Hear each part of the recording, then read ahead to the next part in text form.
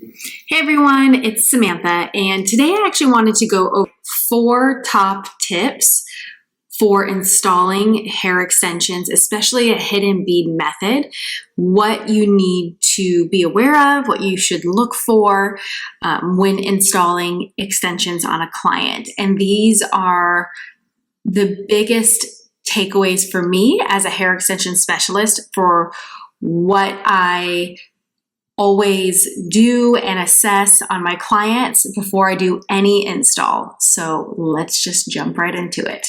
My first number one thing is to avoid all no-go zone areas. And what do I mean by no-go areas? So when it comes to installing extensions, especially weft extensions, like hand-tied extensions, whether they're coveted wefts or hybrid wefts, whatever that may be, because I feel that that is more my specialty. I can't speak for other methods because you could probably maybe get a little bit more closer to the hairline.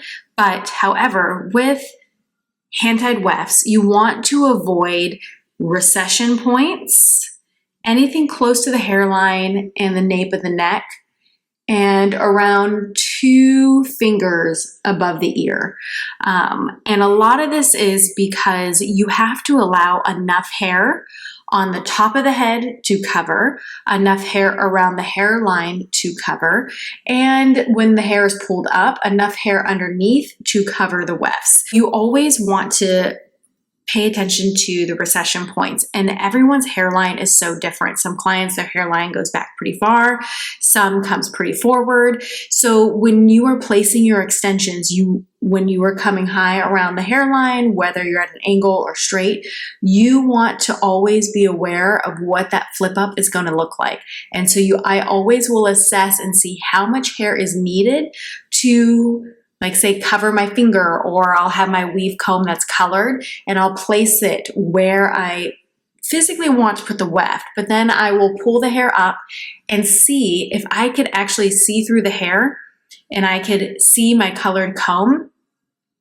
The placement is not correct. So I either need to come back a little bit more to allow for more coverage where the hairline is to cover, or I need to drop it down lower. But those are things to definitely look out for when you are placing your weft placement. Ready to boost your profits behind the chair? Visit awealthyhairstylist.com today. Thing is to be aware of the excessive hair that can be stuck within your stitching underneath your wefts. So my number 2 recommendation is when you are installing hand-tied wefts, flip up the wefts when you are done. Look underneath the weft and see if there's any excess hair that got stuck as you were weaving. You'll be able to see there'll be hair pulled up into your section. So just take your fine-tooth comb, like the rat tail part, and you could slowly remove the hair out, and that will make the weft feel so much more comfortable for your client. They'll have that flexibility. But by also doing that, when you flip the weft up, you will be able to see if there's any tension on the scalp. So when that weft gets flipped up, if you see the scalp cinching, or it seems red or really white, or it's too tight and you're not having that flexibility, that beaded section is way too tight. So go in, open it up, shimmy it a little bit, or I'll sometimes take my weave comb and I'll stick it into that section and just kind of drag it down to just loosen the hair that's in that beaded section. So when you flip up your extensions, that is the perfect time to remove the excess hair that is stitched in there and to assess your tension on your wefts. And that is key for making your extensions so comfortable for your clients. My third biggest thing is custom coloring the wefts. And I know it is so time consuming, and we do our best to color match and to pick the colors for what we're wanting for the best blend for our clients.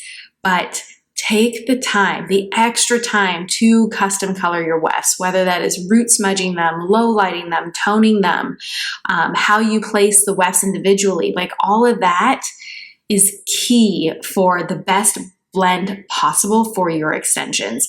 So please do that. So that way, when the hair splits, the root of the weft matches your client's natural root, or the tone of the extensions matches the tone of the highlights that you put in your client's hair. So take the extra time. Your clients will thank you.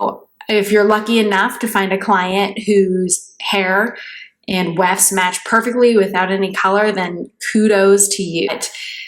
After doing extensions for so long, the wefts eventually fade. It's just how it is. 90% of the wefts are custom colored unless they are virginal wefts that are non-colored. They will fade, so you will have to color them at some point.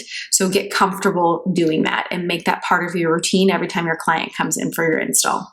Okay, and number 4, my top biggest thing for extension installs is placement. So when you are installing hand-tied wefts, kind of assess your client and figure out what it is that they are looking to achieve. Are they wanting more coverage around the face?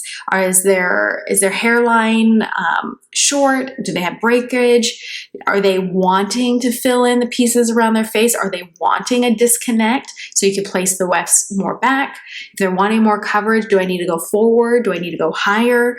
Are they wanting just fullness? Can I do something on the sides? So definitely be aware of your placement, and your placement is there to help you achieve the desired results that you want for your client. And I always try to communicate with my client and let them know, like, all of this is extremely customizable. I can always move the extensions, adjust them. If you find the placement is too high, we can go lower, and see how the extensions live within their lifestyle. If you have clients that do this all the time and they pull their hair up or they run their fingers, obviously doing high points of install is going to be a problem for them. So you want to figure out, if they do run their fingers through the top of their head all the time, like, where are they flipping their hair? Is it from the eyebrows here? So then maybe I can go high, but just not as high here. Maybe I need to drop it down lower. So they do have the flexibility to move their hair around if they want. So having those conversations with your client and really being aware and intentional of where you're placing the wefts. So those are my 4 biggest takeaways and recommendations of things to assess when installing hand-tied hair extensions. So I hope those tips help, and if you have any questions, drop them below.